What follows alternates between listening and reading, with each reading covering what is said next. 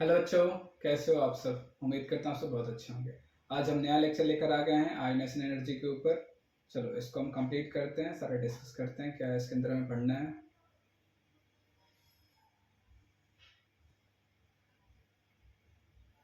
देखो, ये हमारा लर्निंग आउटकम क्या आएगा इस लेक्चर से।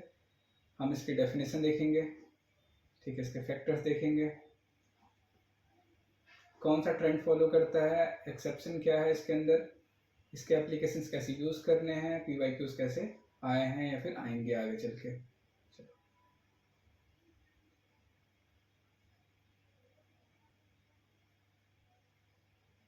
चलो सबसे पहले हम डिस्कस करते हैं कि ये क्या होता है आयोनाइजेशन एनर्जी। बच्चे का सिंपल वर्ड में बताऊं तो ये न्यूक्लियस आउटर सेल के इलेक्ट्रॉन पे जो मिनिमम अमाउंट ऑफ अट्रैक्शन या फिर मिनिमम अमाउंट ऑफ एनर्जी चाहिए होती है इस इलेक्ट्रॉन को बाहर निकलने के लिए, उसे हम कहते हैं आयोनाइजेशन एनर्जी। मतलब मिनिमम एनर्जी जिससे ये आउटर मोस्ट के इलेक्ट्रॉन रिमूव हो जाए, उस एनर्जी का ही नाम होता है आयोनाइजेशन एनर्जी। अब साइंटिफिक डेफिनेशन क्या कह रही है, कह रही है minimum energy to remove the most loosely bonded electron. Most loosely कौन होगा, जो आउटर मोस्ट में प्रेजेंट होगा मोस्ट लूजली होगा, ठीक है। अब हम ये यूज करते हैं किसके लिए, फ्रॉम एन आइसोलेटेड गैसियस या फिर ग्राउंड स्टेट एटम की बात होती है, ठीक। अगर ये हमें समझ में आ गया दो लाइन, अगर हम किसी भी एलिमेंट से एक इलेक्ट्रॉन रिमूव करते हैं तो उस पर एक प्रोटॉन ज़्यादा रह जाता है, तो उस पर एक पॉजिटिव चार्ज आ जाता है। तो यहाँ पर वही कह रहा है कि फॉर गैसियस कैटायन हम एक एनर्जी दे के इलेक्ट्रॉन रिमूव कर लेंगे तो ये हमारे पास बन जाएगा। सिंपल लैंग्वेज या सिंपल भाषा में क्या कह रहे हैं, अगर एटम अपने सबसे बाहर वाले या फिर सबसे कमज़ोर इलेक्ट्रॉन को पकड़ा हुआ है तो उसे छोड़ने के लिए जितनी एनर्जी मांगता है, जितनी मिनिमम एनर्जी चाहिए, उसी का नाम है आयोनाइजेशन एनर्जी। इंपॉर्टेंट क्या है, ऑलवेज एंडोथर्मी, क्योंकि एनर्जी हम दे रहे हैं। अगर एनर्जी दे रहे हैं तो आयोनाइजेशन एनर्जी क्या आएगी, पॉजिटिव एनर्जी दो मतलब पॉजिटिव आती है एंडोथर्मी। डिफाइंड ओनली गैसियस या फिर आइसोलेटेड एटम, ठीक है। अब एनर्जी है तो इसकी यूनिट क्या होगी, केजी पर मोल या फिर इलेक्ट्रॉन वोल्ट पर एटम, ठीक। ये बल्क के लिए याद रखना, केजी पर मोल, सिंगल के लिए, सिंगल एटम के लिए इलेक्ट्रॉन वोल्ट पर एटम की बात हो रही है।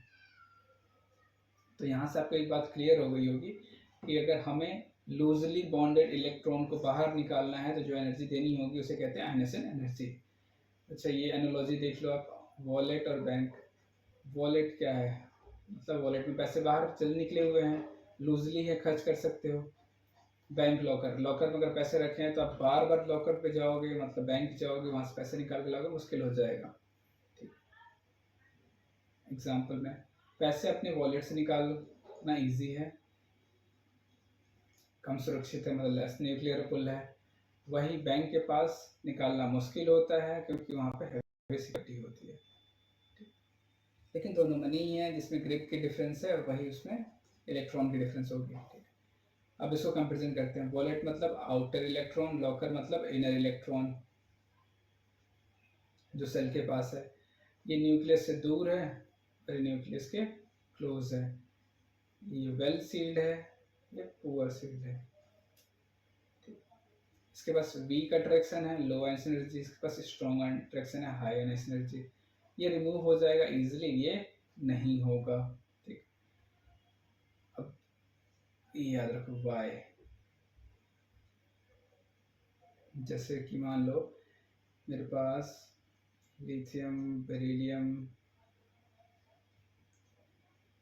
Boron, carbon, nitrogen, oxygen, fluorine और नियॉन, ये एलिमेंट प्रेजेंट है। अब इसकी इलेक्ट्रॉनिक कॉन्फ़िगरेशन देखेंगे तो ये हमारा आ जाएगा, सारे सेकंड पीरियड मेंबर है तो लास्ट होगा 2s1, 2s2, 2s2, 2p1, तो मैं डायरेक्ट 2p1 लिख रहा हूँ, 2p2, 2p3, 2p4, 2p5, 2p6। अब याद रखो सब में सेल का नंबर क्या है, कांस्टेंट है। सब में सेल का नंबर कांस्टेंट है, इसका मतलब ये हो गया कि रूम 2 हैं लेकिन लोग बढ़ गए हैं। यहाँ पर इसका 3 था, एटॉमिक नंबर 4, 5, 6, 7, 8, 9 और ये 10। अब जैसे हम लेफ्ट टू राइट जाते हैं वहाँ पे हिंड्रेंस क्रिएट होती है क्योंकि वहाँ भसड़ मची हुई है। वहाँ पे 2 ही सेल हैं लेकिन नंबर ऑफ इलेक्ट्रॉन बहुत ज़्यादा है, तो वहाँ पे सबसे पहले इलेक्ट्रॉन के बीच में रिपल्सन क्रिएट होगा। इलेक्ट्रॉन अपने रिपल्सन से अपनी एनर्जी लॉस कर देंगे थोड़ी सी, लेकिन इलेक्ट्रॉन लॉस नहीं होगा, एनर्जी लॉस होगा। उसके बाद क्या होगा, यहाँ पर पॉजिटिव चार्ज प्रेजेंट है। जैसे जैसे सेल में आगे बढ़ रहे हैं पॉजिटिव बढ़ता चला जा रहा है, तो इसमें अट्रैक्शन और ज़्यादा आ जाएगा। तो इलेक्ट्रॉनिक कॉन्फ़िगरेशन लिखा हुआ है नीचे आउटर मोस्ट का। अब यहाँ पे जितने इलेक्ट्रॉन निकालने हैं वहाँ से इजी बता रहा है, तो यहाँ पर जितना कम अट्रैक्शन होगा, मतलब इफेक्टिव न्यूक्लियर चार्ज याद रखो, जितना कम इफेक्टिव न्यूक्लियर चार्ज होगा, ठीक है, उतना जल्दी इलेक्ट्रॉन निकालना इजी होगा। जितना ज़्यादा इफेक्टिव न्यूक्लियर चार्ज होगा उतनी ज़्यादा एनर्जी में देनी पड़ेगी। अब यहाँ देखो, यहाँ पे अट्रैक्शन ज़्यादा है, यहाँ पे उससे कम है, उससे कम है, उससे कम है, यहाँ पे एक्सेप्शन आ जाता है, यहाँ पे जाएगा। फिर इससे कम है, इससे कम है, इससे कम है, ये भी एक्सेप्शन आ जाएगा। तो ये हम थोड़ा स्टेप में भी आगे देखेंगे। बस यहाँ पे लॉकर और बैंक वॉलेट की बात हो रही थी, तो इलेक्ट्रॉन निकालने की बात हो रही थी। यहाँ पे अट्रैक्शन ज़्यादा है इनके कंपेरिजन में, तो यहाँ से इलेक्ट्रॉन निकालना मुश्किल हो जाएगा और यहाँ से इलेक्ट्रॉन निकालना आसान हो जाएगा।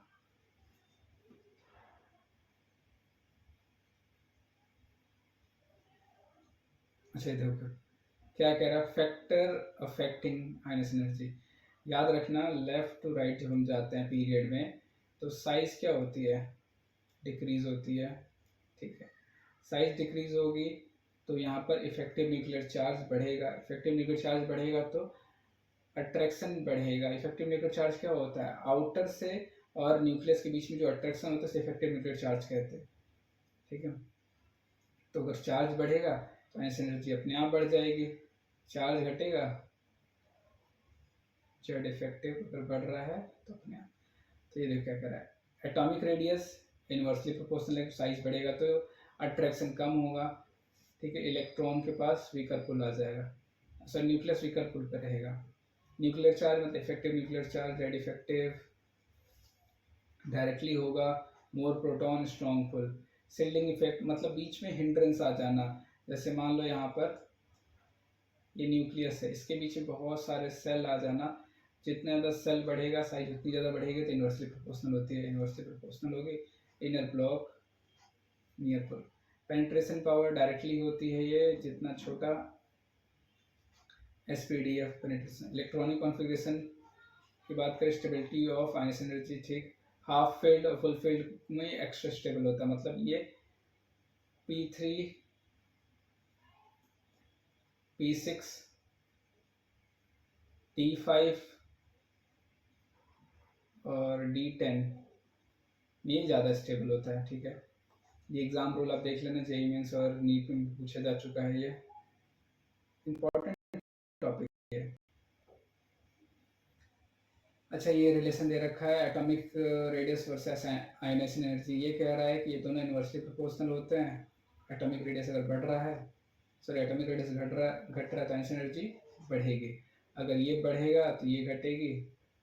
सब ये इस टाइप के रेशियो शो करते हैं। Smaller radius electron closer to nucleus, ठीक है, तो strong pull, higher ionisation energy, मतलब एनर्जी ज़्यादा देनी पड़ेगी इलेक्ट्रॉन निकालने के लिए। Large radius electron further from nucleus, weaker pull, ठीक है। ये सिंपली रिवर्स हो रहा है। चलो नेक्स्ट पॉइंट पे चलते हैं। क्या कह रहा है, इफेक्टिव न्यूक्लियर, अच्छा न्यूक्लियर चार्ज और इफेक्टिव न्यूक्लियर चार्ज की बात हो रही है। तो effective nuclear charge Z effective होता है और इसमें एटॉमिक नंबर मतलब एक्चुअल प्रोटॉन से सिग्मा शील्डिंग इफेक्ट को माइनस कर देंगे तो अपने आप आ जाएगा। ट्रेंड मतलब जैसे मैंने बात करी थी लेफ्ट टू राइट जाने पे क्या होता है, प्रोटॉन बढ़ते हैं, जब प्रोटॉन बढ़ेंगे तो अपने आप इफेक्टिव न्यूक्लियर चार्ज बढ़ जाएगा। Right proton increase same shell added, ठीक, क्योंकि सेल कांस्टेंट है। शील्डिंग ब्रिंगली चार्ज, ठीक है, विद द सेम, ठीक है, लेकर पीछे आ जाता है। नेट रिजल्ट माइनस करोगे, अच्छा, रेड इफेक्टिव इंक्रीज करेगा तो आयनाइजेशन एनर्जी इंक्रीज करेगा, क्योंकि ये दोनों डायरेक्टली प्रोपोर्शनल होते हैं। ठीक, नेक्स्ट क्या कर रहा है, शील्डिंग इफेक्ट या फिर स्क्रीनिंग इफेक्ट। मतलब मान लो आप मैच देखने गए, ठीक है, ये स्टेडियम का जहाँ मैच हो रहा है, अब आप यहाँ बैठे हो और एक बार यहाँ बैठे हो सबसे पीछे, ठीक, तो स्टेडियम कैसा स्लोप में होता है, लेकिन आप समझो ये क्लासरूम ले लो, पूरी बेंच लगी हुई है सीधे सीधे सीधे, सबसे जो पीछे बच्चा होगा उसका बोर्ड पे ध्यान सबसे कम होगा, सबसे कम अट्रैक्शन होगा टीचर के साथ, लेकिन जो सबसे आगे होगा उसका अट्रैक्शन सबसे ज़्यादा होगा। तो इनके बीच में या फिर स्क्रीनिंग इफेक्ट नहीं लग रहा है, इनके बीच में ज़्यादा लग रहा है। ये लोग स्क्रीन बना रहे हैं, आगे वाले बच्चों को सर कहते हैं थोड़ा इधर हो जाओ, उधर वाले थोड़ा इधर हो जाओ, ऐसे करके बैठो। तो वो हमारे लिए एक स्क्रीन बनाते हैं जो हमें न्यूक्लियस के साथ अट्रैक्ट करने में प्रॉब्लम क्रिएट करता है।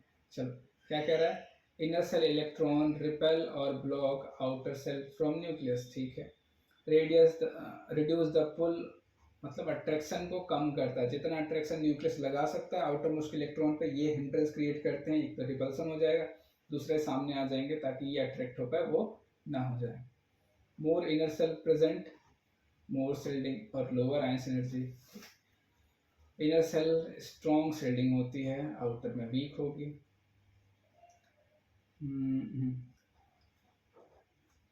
सिट बिटवीन न्यूक्लियस और valence electron, more shell more blocking, ठीक है। सेम सेल की बात हो रही है, वीकर शील्डिंग होगी, only partial screening each other, ठीक है। Z effective still rise across split, क्योंकि सेम होगा ना, तो देखो दो दो सेल है तो कितना सब पे बराबर लग रहा है, तब बराबर लग रहा है तो नंबर ऑफ जितने भी एलिमेंट हैं उन पे भी बराबर लग रहा है, ये एलिमेंट को कंपैरिजन किया गया है, याद रखना। तो जैसे जैसे हम आगे बढ़ेंगे तो पीरियड में नंबर ऑफ प्रोटॉन बढ़ता चला जाएगा, इसीलिए वहाँ पर भी आयंस एनर्जी बढ़ेगी। ग्रुप सेल इंक्रीज करोगे, शील्डिंग इफेक्ट इंक्रीज होगा और आयंस एनर्जी डिक्रीज हो जाएगी। चलो नेक्स्ट लेक्चर में चलते हैं। क्या कह रहा है, पेनिट्रेशन पावर, क्या ये क्या है, मतलब इलेक्ट्रॉन को न्यूक्लियस के कम लेकर क्लोज लेकर आना। कैसे लेकर आएंगे, close orbital electron would come to the nucleus, ठीक है। ऐसे ऑर्बिटल स्मॉलर होता है, इसके पास न्यूक्लियस के पास इलेक्ट्रॉन पहुंचाना इजी होता है, इसलिए इसके पेनिट्रेशन पावर सबसे ज़्यादा होता है। Closeness gives S electron extra effective, energy दो, अपने आप ये इलेक्ट्रॉन पुल के पास पहुंच जाएंगे। Penetration power decrease, shielding effect that electron other decrease, दूर कर दोगे तो इलेक्ट्रॉन डालना भी बहुत आसान हो जाएगा, पास रहेगा तो इलेक्ट्रॉन डालना मुश्किल होगा, यहाँ पे एनर्जी ज़्यादा लगेगी। क्या है, S electron held tightly to remove last need higher energy, ठीक, इतना हमने पढ़ लिया कि हम समझ जाएंगे कि किसकी बात हो रही है। स्टेबिलिटी फॉर इलेक्ट्रॉनिक कॉन्फ़िगरेशन, देखो याद रखना हाफ फील्ड और फुल फील्ड का कॉन्सेप्ट। जैसे P3 में लिख दूँ यहाँ पर P3 P6 D5 और D10, P3 और D5 ये हाफ फील्ड होते हैं, ये हाफ फील्ड होते हैं, ठीक है। तो D5 नहीं है यहाँ पे, और S जो है फुल्ली फील्ड है, फुल्ली फील्ड है, तो ये अपने अड़ोस पड़ोस में स्टेबल होता है, पूरा स्टेबल नहीं होता है। P6 D10 हमेशा स्टेबल होते हैं, फुल फील्ड होते हैं, तो ये जिस ग्रुप में खड़े हो जाएंगे, जिस पीरियड में खड़े हो जाएंगे उसमें स्टेबल होंगे। लेकिन जो हाफ फील्ड है ना, वो सिर्फ अपने अड़ोस पड़ोस में बगल वाले से, जैसे मान लो P3 है, P4 से ज़्यादा स्टेबल हो जाएगा, ठीक है। D5 है, D6 से ज़्यादा स्टेबल हो जाएगा। S2 है, S2 भी हाफ फील्ड की प्रॉपर्टी शो करता है, S2 है तो P1 से ज़्यादा स्टेबल हो जाएगा। एक्स्ट्रा स्टेबिलिटी क्या होती है, half field this P3 D5 and full field this S2 P6 extra stable होते हैं, ठीक है। इनके पास क्यों होते हैं? सिमेट्री होती है, मैक्सिमम एनर्जी एक्सचेंज होता है, ठीक है। इसको डिस्टर्ब करना हार्ड होता है और एनर्जी हाई होती है। ये एग्जांपल दे रखे हैं, आपको ये याद रखना है। क्या रिजल्ट हमें क्या है? 4 element usually high energy compare to very next neighbour in the period, this route every exception, ठीक है। याद रखना बस, जो हाफ फील्ड होते हैं या फुल फील्ड होते हैं, तो हाफ फील्ड और फुल फील्ड अपने अड़ोस पड़ोस में ज़्यादा स्टेबल होते हैं। पीरियड में जाने पे क्या होगा? Across period left to right energy क्या होती है? बढ़ती है। रीज़न क्यों है? क्योंकि जेड इफेक्टिव बढ़ रहा है, रेडियस कम होगा। डाउन द ग्रुप डिक्रीज होगी, क्योंकि रेडियस बढ़ेगा तो शिल्डिंग इफेक्ट बढ़ेगा। Helium has a highest energy और फ्रेंसिल सीजियम लोवेस्ट, क्योंकि हीलियम सबसे टॉप पे होता है और स्टेबल होता है, H2 होता है। और फर्स्ट ग्रुप में क्या होता है? लिथियम और सीजियम और फ्रेंसिल सबसे नीचे होते हैं। तो फर्स्ट ग्रुप तो पहले ही चाहता है कि मैं रिलीज करूँ, मेटल है, ये कैटायन बनाना चाहता है, क्योंकि इसकी स्टेबिलिटी एक इलेक्ट्रॉन निकालने से आ जाएगी, ठीक है। अब ये कंपैरिजन कर दिया गया है, ठीक है। बेरिलियम का किससे होता है? बोरोन से ज़्यादा होता है, क्योंकि S2 होता है, ये P1 होता है, इजीली लॉस्ट हो जाएगी, क्योंकि इसके कंपैरिजन इजीली हो जाएगा और ऐसा इजीली नहीं होता है। मैग्नीशियम एल्यूमिनियम ये भी फुलफिल्ड है और ये P1 है इजीली, ठीक है। ये हाफ फील्ड का कॉन्सेप्ट आ गया, ये भी हाफ फील्ड का कॉन्सेप्ट आ गया, ठीक है। एक बार इसको नोट्स को पॉज देखो, ये नोट्स ऐसे हैं जो सिर्फ आपके डायरेक्ट क्वेश्चन में पूछे जाएंगे, इंपॉर्टेंट नोट्स, तो छोड़ना मत, इसको प्रॉपर तरीके से नोट करना या फिर टेलीग्राम चैनल पे जाके नोट्स ले लेना, ठीक है। और इसको ध्यान से एक बार पढ़ लेना, उसके बाद जितने PYQs आए उसको लगा कर देखना, सारे क्वेश्चन हो जाएंगे। मेमोरी ट्रिक क्या कह रहा है? बेरिलियम मैग्नीशियम का फुल घर खाली नहीं है करते और नाइट्रोजन हाफ फैमिली तोड़ा नहीं करते, ठीक है। हाफ फुल जैसे भी याद हो याद कर लेना। चल, अब जैसे मैंने आपको बताया था, मैं 2-3 एलिमेंट और ले लेता हूँ।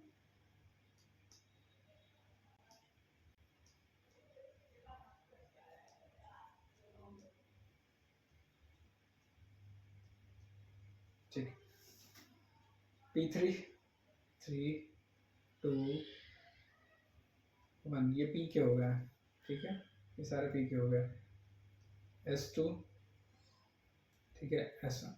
अब अगर एक इलेक्ट्रॉन निकाल दूंगा तो जो 2 सेल में था, ये किस सेल में चला जाएगा? एक सेल में चला जाएगा, 1s2 बच जाएगा इसका, 1s2। अब ये 1s2 हो गया तो इससे इलेक्ट्रॉन निकालने में बहुत ज़्यादा एनर्जी देनी पड़ेगी। एक तो सेल छोटा हो गया, उसके बाद ये न्यूक्लियस के पास पहुंच गया, तो इसमें एनर्जी ज़्यादा देनी पड़ेगी। तो इसीलिए याद रखना, जब भी हम इलेक्ट्रॉन रिमूव करते हैं तो वहाँ पे प्रोटॉन बढ़ते हैं। मान लो 10 टीचर 10 स्टूडेंट, ठीक, तो एक एक पे अट्रैक्शन है, एक पॉजिटिव एक नेगेटिव, एक पॉजिटिव एक नेगेटिव। अब बच्चे भागना चालू कर दिए, मतलब पीछे टीचर इधर घुमा, बच्चे पीछे से गायब, तो क्या होगा? अब 10 टीचर 9 बच्चे, फिर एक और चला गया, 10 टीचर 8 बच्चे, तो अब टीचरों का अट्रैक्शन ज़्यादा हो जाएगा कि बच्चे गायब कहाँ हो रहे हैं, कहीं कोई जादू मंत्र तो नहीं कर रहा है।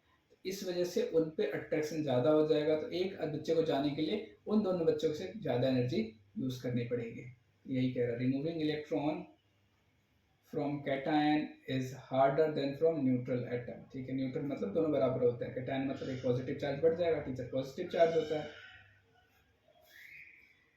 इफेक्टिव न्यूक्लियर चार्ज पर इलेक्ट्रॉन कीप राइट, ठीक है। ये एग्जांपल दे रखा है, आप देख लेना। वाई जंप करते हैं क्योंकि हम एक इलेक्ट्रॉन निकालते हैं तो कभी सेल छोटी हो जाती है या फिर कैटायन अट्रैक्शन ज़्यादा कॉज कर देता है।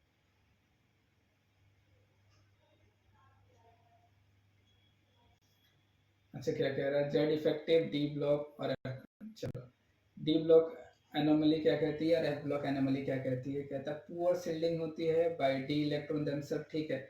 यहाँ पे तो लेंथेनॉइड कॉन्ट्रैक्शन होता है, यहाँ तो पुअर शिल्डिंग की बात ही चल छोड़ दो। Z effective rise on gradually across d block, ठीक है। Ionisation energy increase slowly with irregularity, यहाँ पे क्या होता है ना, इंक्रीज करेगा फिर डिक्रीज करेगा, इंक्रीज डिक्रीज, इसलिए मैक्सिमम यहाँ पर ना, यहाँ पे मैक्सिमम वेरिएबल ऑक्सीडेशन स्टेट मिलते हैं, बहुत वेरिएबल होते हैं। Chromium copper so extra stability D5 और D10 आ जाता है, ठीक। ये रेडियस के अगर सिंक हो जाते हैं या फिर स्टेडली हो जाता है अक्रॉस लेंथेनॉइड होता है, it Einstein rise more sharply then expected, बढ़ जाएंगे, कोई भरोसा नहीं है। Explain why 4D and 5D element have a similar size. करो भाई एक्सप्लेन, ये आप एक्सप्लेन करो, ठीक है। याद रखना कमेंट सेक्शन में इसको एक्सप्लेन करके बताओ मुझे, मैं चेक करूँगा। क्या करा जाए, एडवांस इनसाइड है, ठीक है। ये हमारे पास शिल्डिंग इफेक्ट की ऑर्डर आ गया। एफ में वर्स्ट क्यों होता है, क्योंकि यहाँ देखो जहाँ पे बात नहीं की जा रही है, समझ जाओ कोई अपनी कमी की बात करता है नहीं, ये वर्स्ट इसलिए है क्योंकि इसके बीच में रिपल्सन ज़्यादा क्रिएट हो रहा है, और इसीलिए हम इसमें लेंथेनॉइड कॉन्ट्रैक्शन पढ़ते हैं ज़्यादा ही।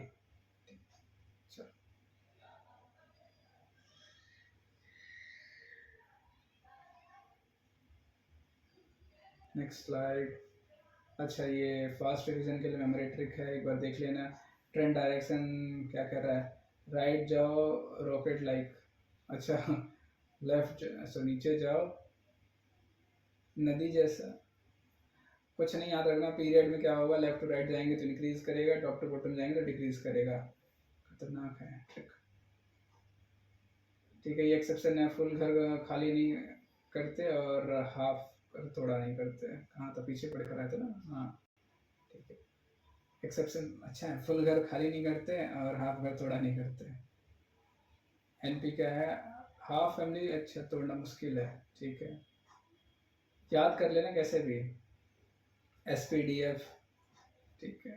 एसपीडीएफ याद रखना सबसे पहले, दीप फिर फार, ठीक। सक्सेसिव आयनिस एनर्जी क्या कहती है, जितना खाली उतना मुश्किल, after balance electron go next to, ठीक है। अंदर वाले को रोक दो, साथ वाले को कौन रोकते हैं, सब ठीक है। कैसे भी करके ये सारी बातें याद कर लेना, ट्रेंड याद होना चाहिए, ये मेमोराइज ट्रिक नहीं। अच्छा ये पी वाई क्यूज है, चलो ये वेरी गुड, 22 में आया हुआ है। देखो इस टॉपिक में नीट में 22 में क्वेश्चन आया हुआ है, और जेई में 21 अभी भी तो आया था क्वेश्चन आया हुआ बच्चे इस टॉपिक पे। कहाँ चल रहे हो, अपने आप चल रहे हो, तो करो। हाँ ठीक, ये क्वेश्चन आप करो और इसका आंसर मुझे कमेंट में बताओ। बहुत सारे क्वेश्चन ही होंगे आगे, अगर यहाँ आ गया। नीट लेवल ठीक है, प्रैक्टिस करो, जेई लेवल प्रैक्टिस करो। यहाँ तो 6 दिख रहा है, 10 कैसे है, 6 क्वेश्चन है यहाँ पे, ठीक है।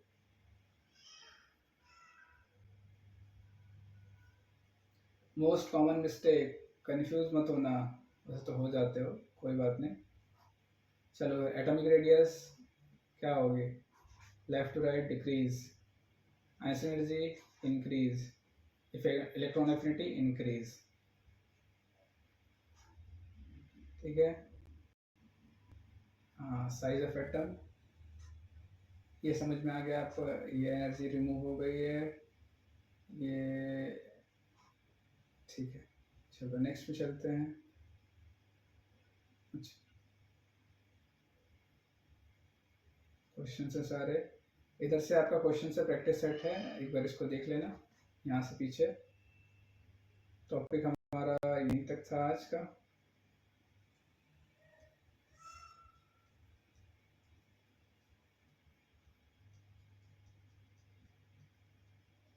कोई स्लाइड छोटी तो नहीं है, चलो इस चैप्टर को कंप्लीट करो, इस टॉपिक को कंप्लीट करो। ये क्वेश्चन देने वाला टॉपिक है, याद रखना। ये नाम ही है बस आइंस्टीन एनर्जी, लेकिन देकर जाता है क्वेश्चन, हर साल एक क्वेश्चन आपको मिल जाएगा, नहीं मिलेगा तो रिलेटेबल मिल जाएगा इस टॉपिक से, ठीक है। चलो क्लास ओवर करते बच्चे, थैंक यू।